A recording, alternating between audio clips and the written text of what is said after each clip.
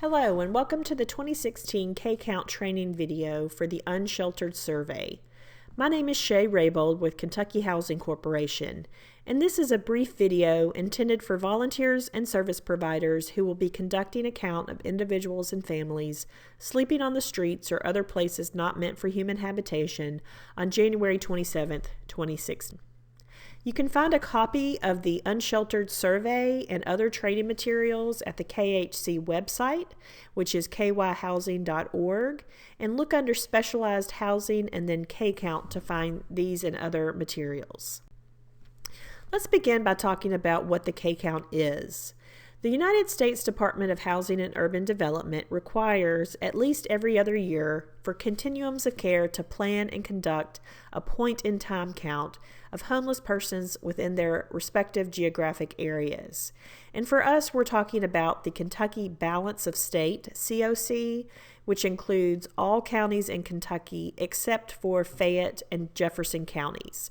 So all counties in locations except for Louisville and Lexington, they are responsible for their own point-in-time counts. The K-Count will be Wednesday, January 27th this year. The K-Count helps to obtain data on the estimated size and scope of the homeless population on any given day in the Balance of State COC. Information collected includes items such as demographics, household size, and subpopulation data such as the length of time people have been homeless, and it helps to identify the number of persons with disabilities such as serious mental illnesses, substance use disorder, HIV/AIDS, and victims of domestic violence. The K-Count only identifies a subset of individuals and families that meet certain components of HUD's definition of homelessness. The focus is on literally homeless. The K-Count does not necessarily capture everybody who may be eligible for homeless assistance through HUD or other homeless assistance funding sources. This is why it's very important to follow the instructions on the Unsheltered survey to make sure that you are actually capturing information from the correct individuals. There are two components of homeless persons included in the K-Count. The first are those considered sheltered, which include individuals and families who are residing in emergency shelters or transitional housing projects on the night of the 27th. And it also includes unsheltered persons, which includes individuals and families with a primary nighttime residence that is a public or private place not designed for or ordinarily used for regular sleeping accommodations for human beings. And you might also hear this referred to as places not meant for human habitation. This training focuses on how to count unsheltered persons. There is a separate survey for sheltered individuals, which will be conducted within the emergency shelters on the night of the 27th. The surveys are very similar, but for purposes of this training, we will focus on the unsheltered survey. So places where people often sleep, or that you can locate people who are unsheltered, include places like the streets, which often means sidewalks and alleys, cars, people sleeping in their vehicles, parks, abandoned buildings, under bridges and overpasses, woods or other outdoor encampments, bus stations, train stations, and even sometimes at airports. And then other locations that individual communities might be aware of where people are sleeping overnight, such as post offices, rest stops, rooftops, farm buildings, including barns, caves, and other locations that are not meant for regular human habitation. So who is not included in the unsheltered count? As mentioned earlier, there is a separate count for individuals who will be considered sheltered on the night of the 27th. And this is for individuals staying in emergency shelters or transitional housing programs. Because we allow the K-Count to be conducted over a 24-hour period beginning January 27th at sunrise and concluding on January 28th at sunrise, you may encounter individuals during the daytime who are in fact homeless, but who will be sleeping in emergency shelters on the night of the 27th.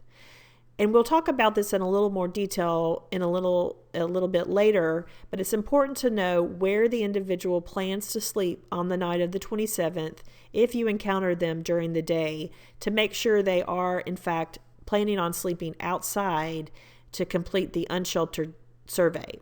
Otherwise, if they say they're going to be sleeping inside at a shelter, you would not complete the survey and allow for the emergency shelter to conduct the survey with that individual that night.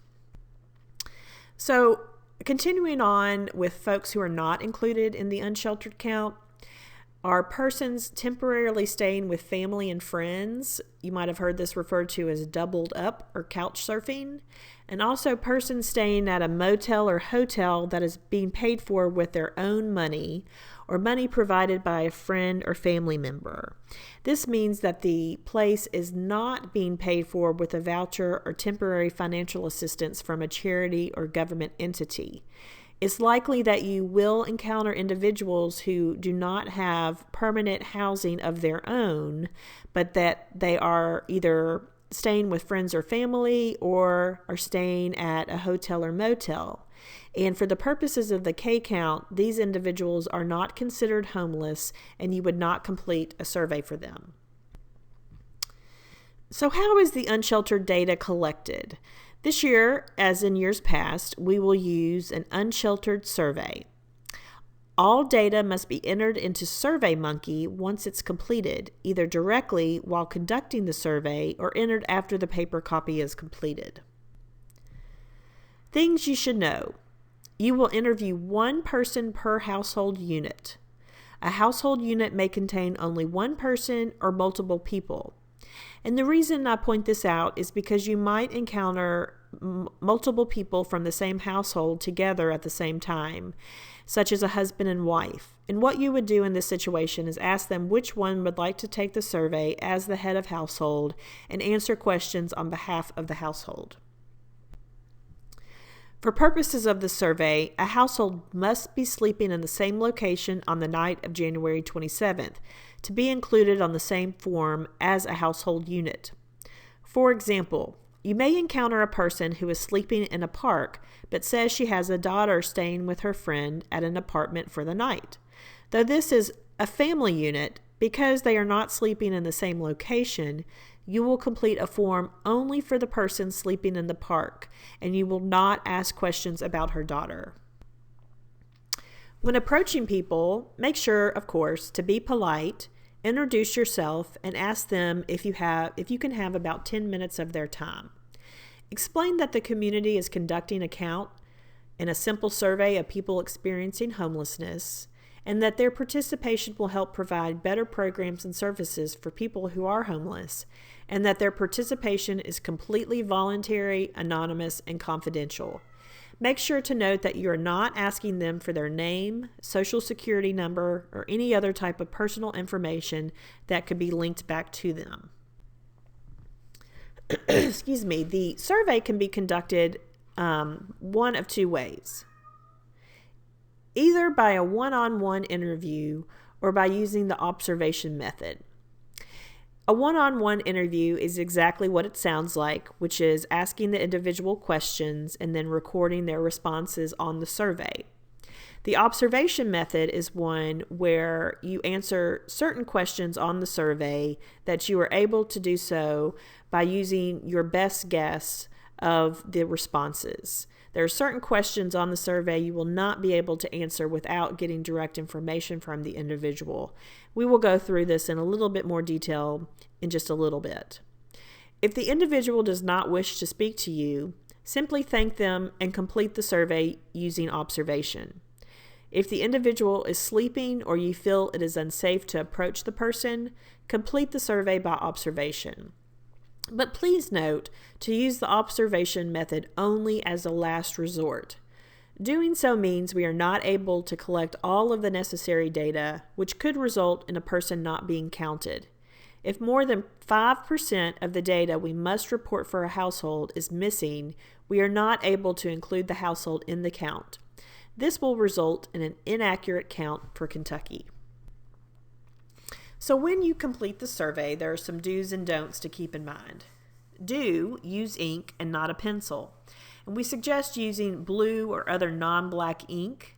And this is because when you go to record the responses into SurveyMonkey, it'll be easier to see how you have marked the survey, especially if you're entering it for somebody else, if the responses have been recorded in a ink color other than black. And of course, we do not want for surveys to be modified after the fact, so that is why we request that you do not use a pencil. Of course, follow the instructions included on the survey form. Complete the top section of the survey before you begin to collect any data from the person. Ask the questions as worded, but feel free to provide clarification in your own words if you think it is needed for the person answering to better understand what you are asking. And of course, provide any clarification if you are asked to do so. And if you do not understand the person's response, ask for clarification. Do remember, you are not trying to do any case management or determine program eligibility during the survey, so you only need to get sufficient responses to select one of the available choices. One word or short responses is all you will need as long as you understand clearly what the person is saying. Do not leave any of the response fields blank. Try hard to get a response for each question. If you are not able to do so, make sure to mark "Don't know" or "Refused." This way, we can be sure that the question was not inadvertently or accidentally skipped. In the event the person refuses to participate or does not want to proceed with the survey after starting it, continue with the observation method, but you must only answer questions 1 through 7 and questions 17 through 21. Check "Don't know" or "Refuse" for the questions you were not able to do so. If you're looking at your survey instrument now, you will see that questions 1 through 7 are primarily asking where the survey is being conducted, what county you are in, and so forth. And then 17 through 21 are asking about demographic information, including age, gender, race, and ethnicity. And here, though you may not get the answer exactly right, we ask that you use your best judgment, your best guess on the person's age, race, gender, and ethnicity. Excuse me. Things to keep in mind not to do. As we said earlier, don't disturb anyone who is sleeping. You can complete the survey using the observation method. Don't approach anyone if you feel it is unsafe for you to do so. Again, use the observation method, but as we've stressed, please use this method sparingly due to the reasons mentioned previously. Fill in the answers using the observation questions. Do not fill in answers using observation for any questions other than questions 1 through 7 or 17 through 21. And of course, don't read out loud "Don't know" or "Refuse" as a response option when you are asking the questions. If the individual offers that they do not know or that they refuse to answer the question, just simply make a note of that. So now let's begin by walking through the survey itself, and I will try to point out some suggested tips for some of these questions.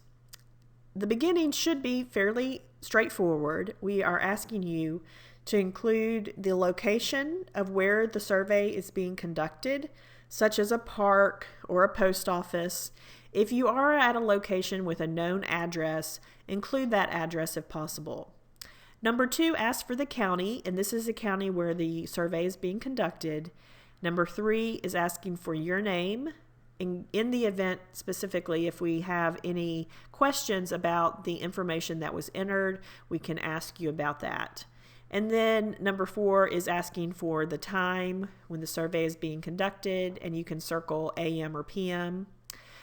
There is a suggested script here that you will see. It begins with "Hello, my name is." And this is something you can use. You can put it into your own words as necessary. Just make sure to communicate the information we talked about a little bit earlier about the fact that the participation is voluntary and that it'll only take about 10 minutes of their time.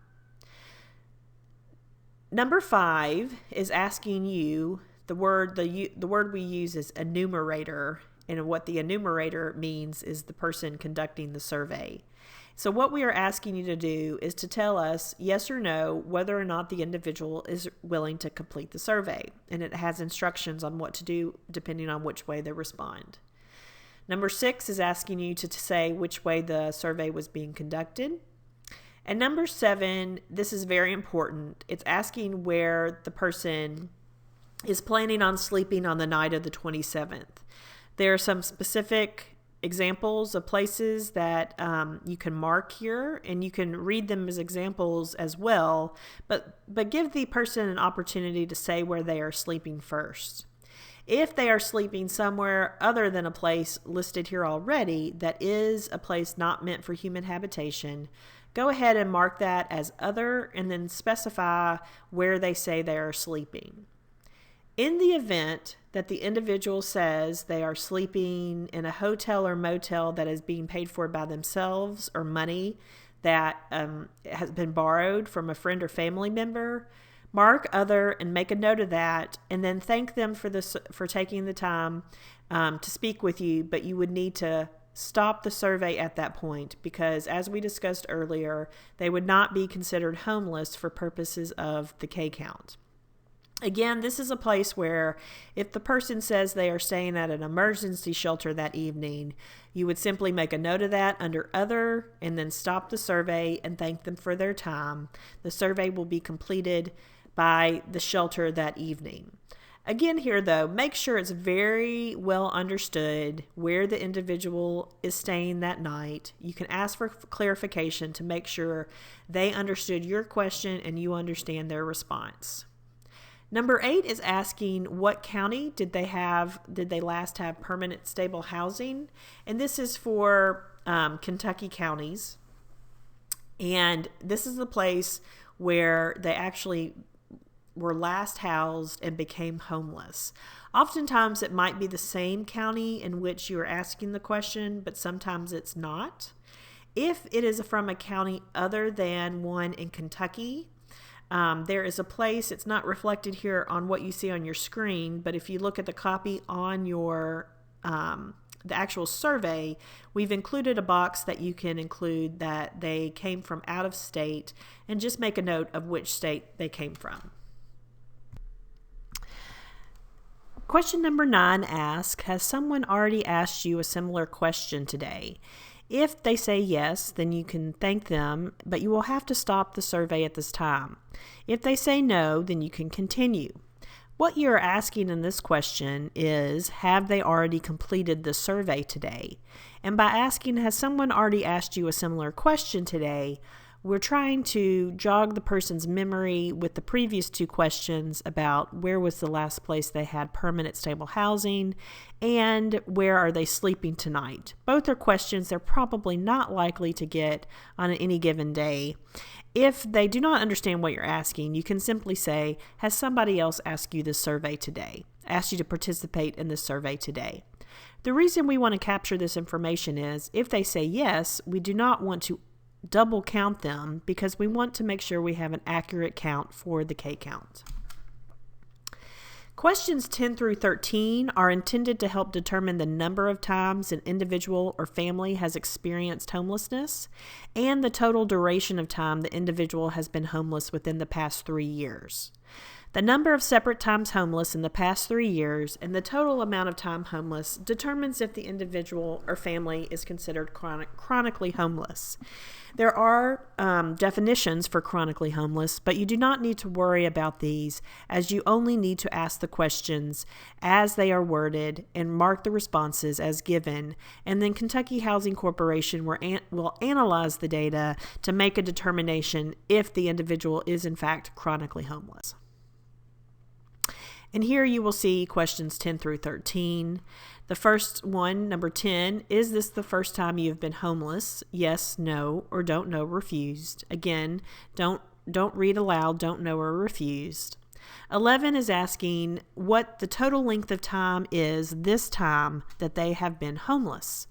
And it's important here to read the sentence as worded, asking them what the total amount of time has been where they have lived on the streets and shelters this time. Streets and shelters is what we're interested in. Number 12, you will ask this only if it is not their first time homeless. You're asking them, how many times have you been housed and then homeless again, where you had to live on the streets or in shelters in the past 3 years?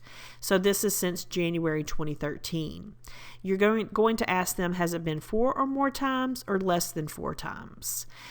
And number 13, you will ask this again if it's not the first time homeless. And here you are trying to get information from them on the total amount of time they have been homeless, the past several times they have been homeless, and that would include the current time homeless. Number 14 is for you, the survey, the person who is actually giving the survey. And this asks you to answer yes or no about whether or not the times of homelessness can be documented. The times of homelessness that the individual has just been talking about. And in this, you should use your best judgment to determine if the respondent's number of episodes and duration of time homeless can be documented. For example, is this an individual known to you? And if so, can you attest to the person's time homelessness? What we're talking about here is this an individual that you have encountered for many times or have seen many months or many years while you have been in your community, and you would be willing to say, yes, I have seen this individual homeless and it has been for more than a year. If they are able to tell you that they have stayed in certain shelters or that they have worked with certain case managers, that information you can use to try to determine whether or not there's somebody in the community you could talk to document their homelessness. Again, this question is asking you to use your best judgment, and we want you to be as conservative as possible. So if you're not comfortable giving your own certification of their homelessness, then simply mark no. 15 and 16 are interested in knowing how many people are going to be staying in the same household with the person answering the question on the night of January 27th. And one way to say this is, if I were able to find you shelter or assistance tonight, how many people would join you as a household unit?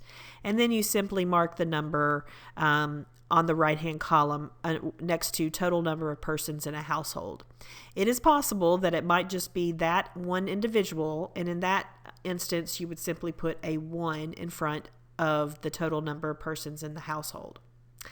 Then you would say, including yourself, how many people in your household are 25 and older, between 18 and 24, and under 18. Of course, if they are the only individual, you would simply say, are you over 25, between 18 and 24, or under 18?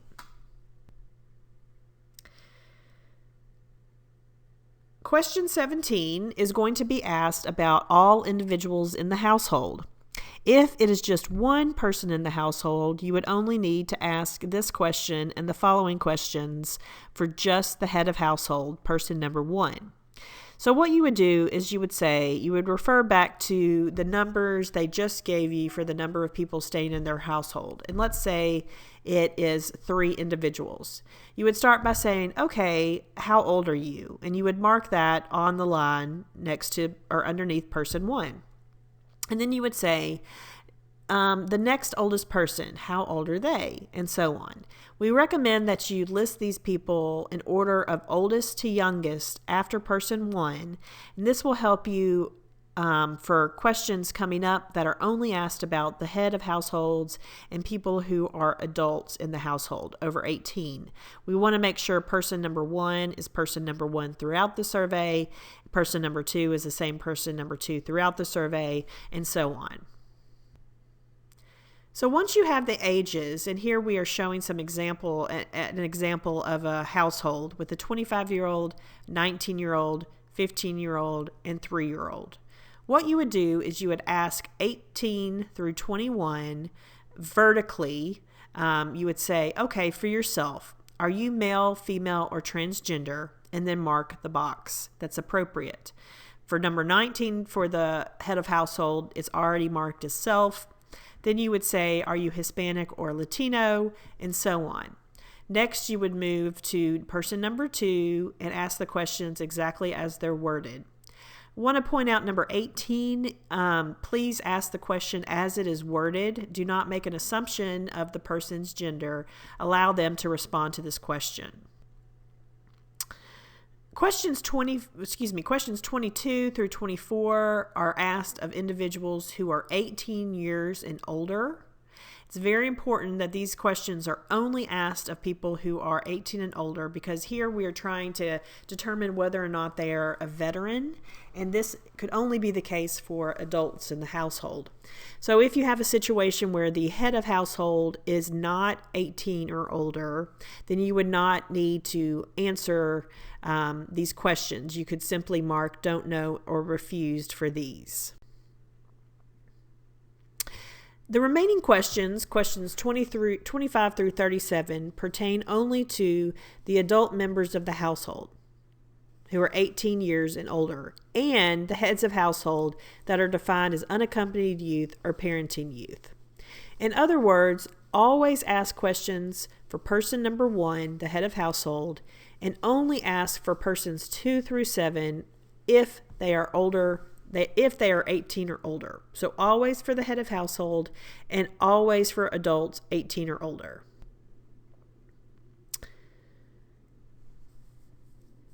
For questions 25 through 31, you're going to ask if these situations apply to any of the adults in the household, including yourself. And this would be if you have a situation where the head of household is younger than 18, you would simply say, tell me whether any of these situations apply to you. And again, here we are asking you to work vertically. We think it probably is easier to do so. You would start with the person who's 25 and say, do you drink alcohol? Yes, no, don't know. Do you or does this person use illegal drugs, and so forth. And when you say does this person, you're referring to person 2 or any other adults in the household.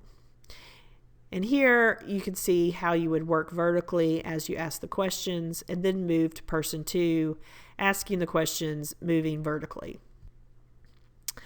Here is an example of a household with an unaccompanied youth. This means that there's not anybody in the household 18 or older. Because the individual who is the head of household is 17 and otherwise would not be considered an adult, you're still going to ask the questions of this individual as the head of household, but you do not need to ask questions for anybody else if they are not 18 years or older. Again, moving vertically. This is an example of a parenting youth household where, again, you have a head of household that is not technically an adult, but you would still ask the question of this individual, but not for the person, the child, moving vertically. 32 is simply a continuation of the list we just had, and you would ask this question, number 32, of the individual who is the head of household, and in the event that you have any other adults, you would ask it for them as well. 33, you're going to ask if any of the situations you just discussed keep the person or person 2 through 7, if they are an adult, from holding a job or living in stable housing, and you would mark yes or no. If the individual says they're not sure, go ahead and mark don't know refused, but ask question 34 anyway, and you would work vertically again here. If the person actually refuses to answer the question, then you would skip to number 35, and on 34 you would mark don't know or refuse. And these are the last questions in the survey, 35 through 37. And these questions are intended to determine whether or not the person has a disability. It's just another way for Kentucky Housing Corporation to analyze the data to try to make sure we're getting an accurate reflection of one's disability. And so you would ask the questions just as they are here and mark vertically. If you had a household situation here where the head of household was 25 and person number 2 was 22, then you're going to ask for both of those households. So after the survey is completed, you will enter the responses one by one into SurveyMonkey for each individual survey.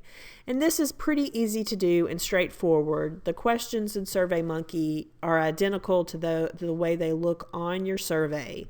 And so you would log into SurveyMonkey and then do a response for each individual survey.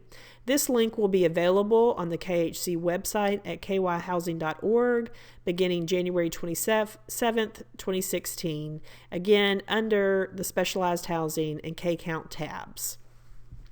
Thank you very much for taking the time to watch this video, and thank you for the time that you are giving to complete the surveys and help us have an accurate and complete K-Count for 2016.